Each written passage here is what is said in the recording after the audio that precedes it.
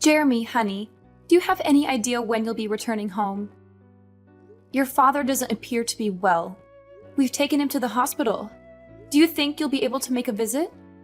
Oh, is it finally the moment to bid farewell to the old man? It's time. I've been waiting for this for years. That's not good at all. Why would you say something like that? This isn't the time for jokes. Dear, we need you here. Can you come? I'm not sure. I'm quite busy. Maybe if I feel like it. If you feel like it? What are you saying? Your father might be in critical condition. It could be life-threatening. I said I'm busy.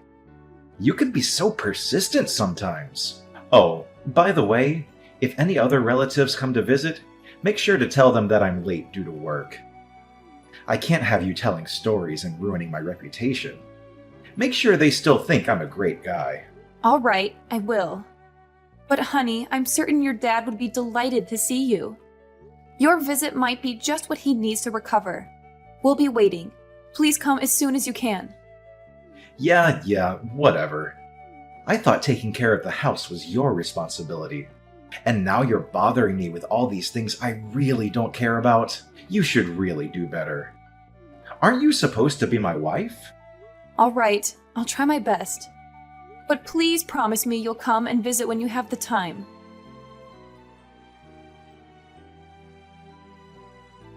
Are you at home? Yes, I am. Is something the matter? I thought you had taken the day off from work. It's clear you've been extremely busy with your job lately. You left in the middle of a funeral without even saying goodbye. I should probably let you know that I've quit my job. What? Why would you do such a thing? Haven't you heard? Dad left behind a substantial fortune. I didn't know about it until now, so there's no chance you knew. There's almost $5 million in his bank account. Really? But I still don't understand why you would quit your job just like that. It doesn't make sense. Can't you see it? A poor girl like you won't ever understand. You can be so ignorant sometimes. Jeremy, I may not have inherited a fortune, but that doesn't mean I can't comprehend your decision. Money isn't the sole measure of happiness or success in life. You don't get it, Kayla.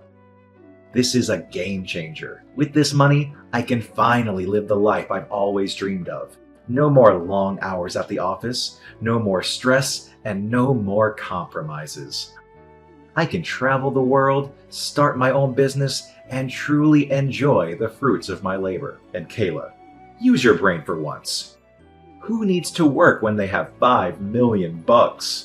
I understand that having financial security can provide opportunities, but I worry that you're dismissing the value of hard work and personal fulfillment. Remember, our father worked tirelessly to build his wealth, and he also valued the importance of family and relationships. Money can bring temporary happiness, but it's the meaningful connections and personal growth that bring lasting fulfillment. You're so idealistic, Kayla. I've spent years struggling to make ends meet, constantly worrying about bills and debts. This fortune is my ticket to freedom and a life without limitations. I deserve to finally enjoy the luxuries I've always desired. I don't see where this is going. I just want you to consider the potential consequences of abandoning everything you've worked for. Success is more than just financial wealth. It's about finding purpose, making a positive impact, and maintaining healthy relationships. While money can open doors, it can't guarantee genuine happiness or fulfillment. Well, I do. I suppose I'm different from ignorant people like you who have nothing. You're pitiful. You just can't comprehend the mindset of a millionaire like me. That's why I detested living with you. Fortunately, we can finally put an end to it. Sorry, I'm not quite following. What do you mean by put an end to it? You can leave now. Get out of the house. Leave the house? Does that mean... Wow, you can actually understand something. Yes, it means I'm kicking you out. I don't need you anymore. I'm about to be able to get whatever I want with this money. I have no need for you. Wait! Are you serious about kicking me out? Yes. Can't you read? It's practically guaranteed that I'll inherit Dad's fortune. I'm the eldest in the family, and I took care of him in his final years. That leaves a good impression when it comes to dividing his assets. But you didn't take care of him. I was the one who took care of your dad all these years. So what? You're not his actual family, just my wife. If you took care of my dad, then good. It means I trained you well. It also means my brother will have fewer chances of getting anything. I doubt he'd be getting anything. So from now on, I'll live a happy life with Dad's $5 million. But what you're basically telling me is that as soon as you thought that you were going to inherit the $5 million, you decided to kick me out. Is that correct? Yes, that's what I've been telling you for the past couple of hours. Anyway, now that you finally understand why I don't need you anymore, it's time to arrange our divorce. And no, don't worry about the costs. I'll cover all the fees. I'll even give you an extra $50,000 if you leave promptly. Really? You're willing to do that for me? I have money to spare, unlike you. But once you accept the money, that'll be the end of it. We won't have any further conversations, okay? Can I ask a few more questions? You seem eager. Have you been planning this divorce for a while? But we didn't really have time to have a child. I was busy taking care of your dad, and you were rarely home. Enough with the excuses. Just get out of the house, will you? You'll have to leave eventually because I'm going to sell it. Sell it? Why? It holds so many precious memories with your dad, probably more than I have. Don't you want to keep it? I'm preparing to buy a new house, and I need the proceeds from selling this one to help with the mortgage. I'm offering you $50,000, so stop complaining. It might be a significant sum for someone like you, but consider it as compensation for me cheating. I knew that you were really deceiving me the whole time. So I assume you'll be moving in with the woman you cheated on me with. Feeling jealous now? It doesn't matter. You'll be out of the house, and you won't have anything to do with me for the rest of your miserable life. It's only been 5 days since your dad passed away, and you're already planning to sell the house. I wanted to give you the benefit of the doubt, but it's clear you don't care about your father. You're talking too much. I no longer consider you my wife. You have no say in anything. I suppose you want me to thank you for taking care of Dad, but that was the one and only useful thing you did. Now that it's over, I have no reason to keep you. The $5 million is practically already mine. Just be smart for once. Take the $50,000 and leave. All right, then I agree to the divorce. That took you long enough. I want you to pack your things and be out of the house by the end of the day. Is that clear? Yes, I understand. Then fine. I'll prepare the documents and send them to you. Or maybe I'll leave them on the kitchen table when I leave. When will you transfer the $50,000 to my bank account? The sooner the better. My current savings should be just enough. I can't wait until I receive the inheritance.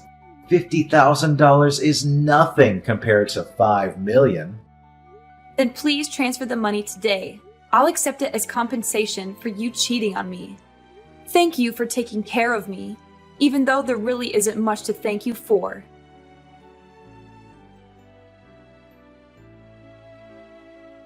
What on earth is happening, Kayla?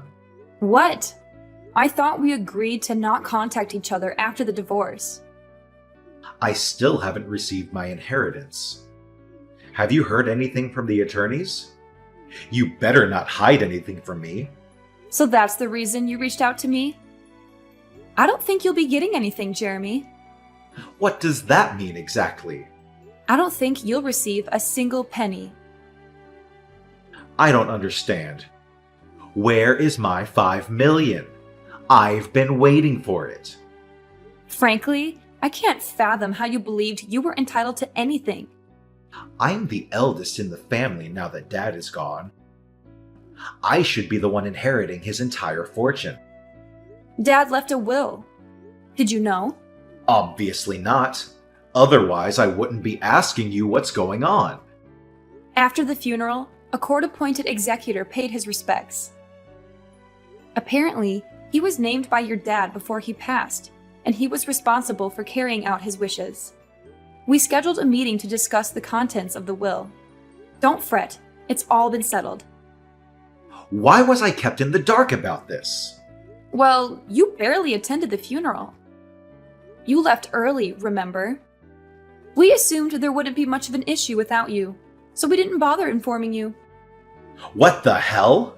According to the will, your dad decided to bestow his entire fortune upon me. It was very kind of him. I don't have time for this nonsense. Just tell me the truth.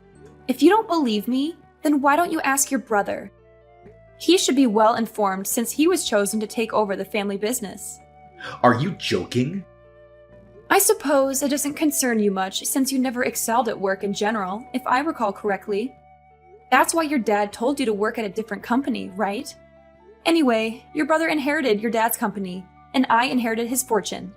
You? You inherited that $5 million? There must be a mistake. No mistake.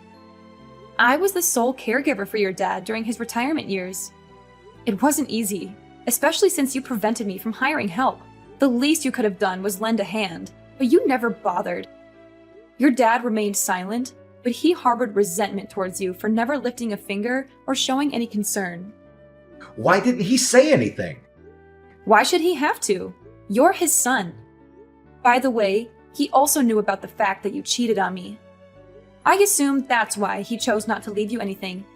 The lawyer mentioned a fortune of $5 million, didn't he? Yes, that's correct. However, none of that money is coming your way. I'm just guessing here, but I'm pretty sure the lawyer never mentioned anything about you being the beneficiary. Our divorce is finalized, and we have no reason to stay connected. I have no intention of associating with you anymore. Don't you dare talk to me like that, you pathetic woman! Why do you get to keep all the money? You're not even related to my dad. You hardly knew him. I should be the one receiving the $5 million, not you. If I barely knew him, why would I have taken care of him all these years? I wouldn't have done something like that if I didn't know him, right? The reality is, I knew him much better than you did, especially in his final years. It's time for you to face the facts. You're a horrible person, and this is the consequence of your actions. Fine. Whatever. I guess you knew him, but that's not what we're discussing right now. Stop going off topic. Really? I believe it's entirely relevant. You're the one who started the conversation about what happened to the money, right? I'm just trying to be considerate and explain how your father, out of his kindness, decided to leave me his fortune. And I'm explaining why you won't receive a share from such a kind-hearted man. I don't see why you're having trouble understanding. He's still my father, though. Oh, now you suddenly care about him. I distinctly remember you didn't bother showing up when I called you from the hospital. The only thing you did was attend the funeral. And even then, you left early without paying your respects. It's clear you didn't even attempt to show grief. It's sad to think that you only saw your father as a source of wealth. That's not true. I don't know. But that's the impression most of your relatives, your father, and I had based on your behavior. But I suppose it doesn't really matter now. Regardless of the truth, just remember that you won't receive anything from him. Whatever you decide to do from now on, it's none of my concern. We're divorced, so do as you please where I can't see you. I'll make sure you regret your arrogance. And what about the $50,000 I paid you? What about that? We already discussed that. It's compensation. Compensation? What do you mean? It was your suggestion. Compensation for your infidelity. If you have any further issues, please address them with my lawyers. I have no interest in listening to your complaints all day. I have nothing more to say to you. But my money! Where's my money? Perhaps you should reflect on your behavior. You were so consumed with work that you rarely came home. You hardly contributed to taking care of the house, let alone your father. Even when you were home, you spent your days lounging on the couch, watching TV like a sloth. Frankly, I think both your dad and I had enough. We expected more from you, and I'm sorry it had to come to this. It's not my fault I was busy. Are you implying I'm not allowed to take a day off and relax? No, that's not what I'm trying to say. But were you genuinely busy? Are you certain you weren't out with the person you were cheating on me with? Considering your lack of dedication to work, I doubt you had any important responsibilities at the company. It's not just your work ethic that's an issue, it's also your values. If you think divorcing me the moment you were about to receive $5 million was a wise decision, then I have no words for you. It's not like that. I had my own problems too. I was under a lot of stress. I'm simply not the kind of person who shows or discusses it openly. Come on. There must be some goodness in you. Share the inheritance with me. Don't you think it's unfair to keep all that money to yourself? I never realized you were so greedy. What problems did you have? Care to explain? No matter how many times I asked, you hardly contributed any money towards the house. When I faced difficulties, you were having fun with your secret lover. It's not fair to me at all, you know. And it's even more unreasonable that after all your stupid actions, you still want me to share my fortune with you? Don't think you can deceive me again. There's no point in continuing this conversation, is there? I've already moved out of our old house, just as you requested. If you want to sell it and buy a new one, go ahead. I don't care. Just don't think you'll be getting much out of it, Jeremy. But I invested $1 million in the new house. I already have a mortgage. I plan to pay it off with the inheritance. Now what am I supposed to do? I'm broke! I don't know, but don't ask me. It's not my problem. You were the one who offered $50,000. I simply accepted it. But things weren't supposed to turn out this way. You have no one to blame but yourself for all of this. I think it's time you face the harsh reality, Jeremy. I'm sorry, dear. I apologize for my actions. Please forgive me. Give me my share of the inheritance, will you? Your father didn't leave you anything, remember? A portion of 0 is still 0. You're not receiving anything. I want nothing more to do with you. Everything your father left behind is now in my hands. I understand that I made mistakes, Kayla. But can't we find a way to move forward? I know I messed up, but I'm willing to make amends and change for the better. It's not just about your mistakes, Jeremy. It's about the years of disregard for our relationship and the pain you caused. It's about the sacrifices I made while you were too busy chasing after your own desires. Your apologies are empty words without genuine actions to back them up. I know I can't undo the past, but I'm willing to learn from my mistakes and work on rebuilding our relationship. We've been through so much together, and I still love you, Kayla. Love me? How ridiculous. You may say you love me, but your actions have proven otherwise time and time again. It's not just about the inheritance. It's about the years of emotional neglect and the disregard for our partnership. I understand that I hurt you, Kayla, and I'm truly sorry for that. I want to make things right and show you that I've changed. But we can address the issues that led us to this point and work on rebuilding our trust. Please, Kayla, don't shut me out completely. I know I messed up, but I still believe in us. Let's at least try to find common ground and work towards healing and understanding. It's over. Right now, I need to prioritize my own well-being and find happiness on my own terms. I hope you have fun with your job and your new girlfriend. But I don't have a job anymore. I don't have a job, and I have a mortgage to pay. Your ex-husband is going through a tough time right now. Shouldn't you fulfill your duties as a former wife and help me out? I'm not your wife anymore, honey. Did you forget? We got divorced. Please, help me. Even though we're no longer married, we spent years together. We used to love each other deeply. But did we really? If we did, it was a long time ago. The past few years have been incredibly challenging for me. I dedicated a significant part of my life to taking care of your dad. There are numerous things I missed out on, and I believe he recognized that too. I'm making up for lost time now. I'm sure he would want me to spread my wings. I understand that you feel like you missed out on things, but that doesn't erase the love we once had, right? Remember the time I always cared for you? And we also had our memories together. Jeremy, caring about someone and being in love are two different things. Yes, we shared a history, but that doesn't mean we should continue a relationship that isn't fulfilling for either of us. Life is too short to remain in a stagnant or unhappy situation. I can't imagine my life without you, Kayla. We've been through ups and downs, and I always thought we would find a way to make it work. I know it's difficult to accept, but sometimes relationships run their course. We both deserve to find happiness and fulfillment, even if it means going our separate ways. I'm nearly 40 now, but it looks like life will finally become better. I've spent years putting others before myself, and now it's time for me to prioritize my own well-being and personal growth. I'm sorry to say that I can't say the same for you, Jeremy. Don't give up on us so easily, Kayla. We can work through this. Could we please find a way to reconnect? No! Can't you just stop irritating me?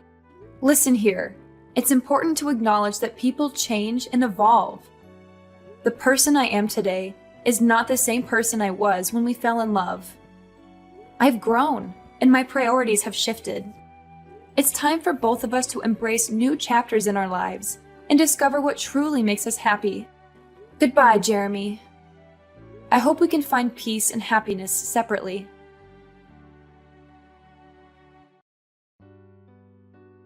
Ensuring that I wouldn't receive any messages or calls from him. It was a necessary step to protect myself from any further emotional turmoil. Interestingly, I recently heard from a close friend that Jeremy had been persistently seeking lawyers in an attempt to contest his exclusion from the inheritance. However, all of his efforts were in vain, as every legal professional he approached confirmed that he would not be entitled to any portion of the estate. It was at that moment, when faced with the unanimous verdict of legal experts, that Jeremy finally came to the stark realization that there was nothing more he could do to alter the situation. The consequences of his actions had caught up with him, leaving him not only emotionally shattered, but also financially devastated. Deep in debt and with his bank account drained, he had no choice but to accept the harsh reality before him. To make matters worse, as soon as his girlfriend discovered that Jeremy would not be receiving any inheritance, she promptly abandoned him, leaving him to face the consequences alone. Their plans for a new house, which were built on the expectation of financial security, crumbled away, leaving Jeremy in a state of despair and uncertainty. In a desperate attempt to seek assistance, Jeremy turned to me and other relatives, pleading for help and support. However, his pleas fell on deaf ears as all of us, having witnessed the pain he had caused and the consequences of his actions, refused to extend a helping hand. With no alternative left, Jeremy found himself in the position of having to find a new job. Unfortunately, his search proved to be a challenging one, as he struggled to secure a full-time or even a decent part-time position. Eventually, he was left with no choice but to accept a job at a factory located in another state, where the working conditions were nothing short of abysmal. Day and night, he toiled tirelessly, with minimal rest, simply to make ends meet. On the contrary, I used the property inherited from my dad to establish a thriving business. With hard work, determination, and a stroke of good fortune, my venture flourished over the years. And as fate would have it, I crossed paths with a kind-hearted gentleman whom I eventually married. Moreover, I also spent an amount of money on charity and volunteering. These voluntary activities really help me to find peace in my heart so that I can begin a new chapter of my happy life. In essence, my goal in life is to find true happiness and make the most of the opportunities that come my way. While Jeremy's actions and choices led him down a difficult path, I choose to forge ahead, learning and growing from my experiences and honoring the blessings that have come my way.